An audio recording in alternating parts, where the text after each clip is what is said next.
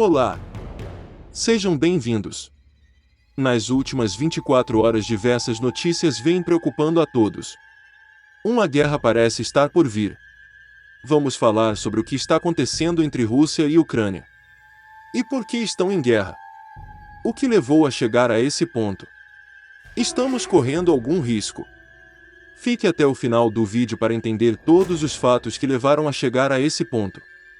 Não pule o vídeo para não perder fatos históricos que unidos darão sentido a este complicado quebra-cabeça. Nas últimas semanas, o governo russo tem enviado para suas fronteiras com a Ucrânia tropas que já passam dos 100 mil soldados. Vale lembrar que Rússia e Ucrânia possuem mais de 1.500 quilômetros de extensão de fronteiras terrestres. Estruturas como hospitais de campanha já estão sendo montados. As falas de Vladimir Putin são divergentes às suas ações. Apesar de vir falando por semanas e afirmando que todas essas manobras são para autodefesa e que toda a movimentação é para evitar um desastre maior, todos os seus preparativos ofensivos se concretizaram nesta data de 24 de fevereiro de 2022.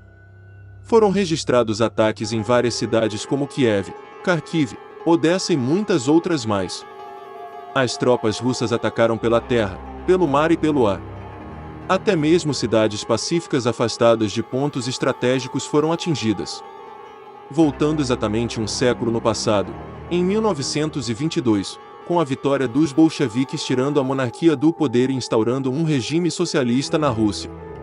Os bolcheviques eram um grupo que defendiam a revolução socialista, a instalação da ditadura do proletariado, com a aliança de operários e camponeses. Enfim, acreditavam que o governo deveria ser diretamente controlado pelos trabalhadores. Ali nascia a União Socialista das Repúblicas Soviéticas. Durante as décadas de 30 e 40, a Grande Fome, como foi chamada, por causa de negociações políticas nazistas entre Rússia e Alemanha, ceifaram a vida de mais de 15 milhões de ucranianos de fome. Nos anos seguintes, vários países foram se aliando para crescer e fortalecer a União Soviética. A Ucrânia era uma nação que já estava ali no bloco que deu início à União, juntamente com a Rússia, Bielorrússia e Transcaucásia. Posteriormente se fundindo à União, Belarus, Estônia, Cazaquistão e outras mais, em seu ápice possuindo 15 nações ligadas. Então por que nações próximas até politicamente chegaram a esse ponto? Por curiosidade, a língua falada na Rússia e a língua falada na Ucrânia são muito idênticas. Mais idênticas que, por exemplo, espanhol e português. A Crimeia foi um território geograficamente estratégico que a União Soviética ocupou e incorporou ao seu território. A Península de Crimeia é uma região que tem acesso ao Mar Negro de uma forma comercialmente interessante. Em 1954, a Crimeia teve o poder transferido para a República Socialista Soviética da Ucrânia, e em 1991 se tornou República Autônoma da Crimeia. Em 1991, vale lembrar um grande marco histórico, o fim da União Soviética.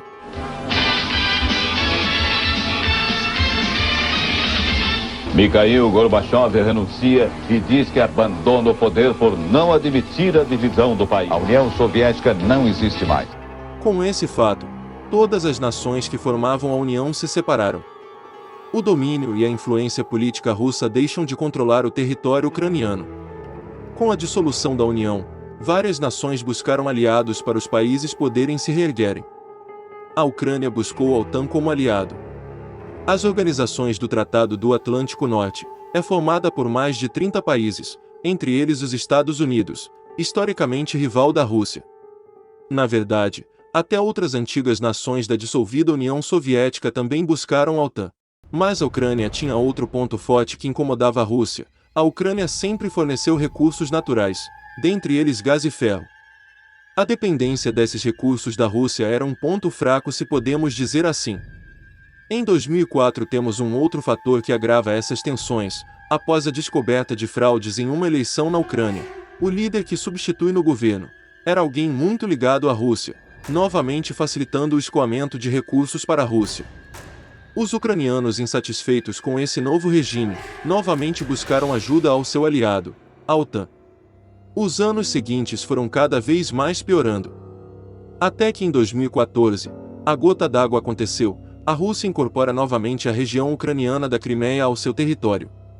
alegando que teria sido uma ação legítima e, acima de tudo, para o bem do povo da região. A Ucrânia pode ser um país considerado geograficamente pequeno em área de território, mas sempre foi uma rica nação devido à abundância de seus recursos. Podemos concluir que a Rússia não quer perder essa preciosa fonte de recursos. Até o momento, Estados Unidos e outros aliados não se declararam publicamente para entrar em defesa da Ucrânia, mas já anunciaram sanções comerciais contra a Rússia.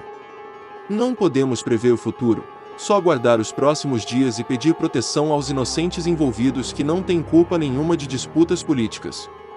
Só devemos torcer para que essa guerra acabe e que esse conflito não atinja mais inocentes. Se você gostou desse tipo de conteúdo de notícias, fala o que achou nos comentários e se inscreve no canal. Isso é muito importante para melhorarmos o tipo de pauta para os conteúdos. Se inscreve aí. Se você já conhecia essa história, comenta aí. Aqui vai um bônus. Lembra que foi na Ucrânia que houve o desastre nuclear de Chernobyl? Chernobyl, sim, era na Ucrânia. E o desastre ocorreu devido à falha humana, descumprimento de protocolos e falha na gestão, que na época era da União Soviética. Até mais!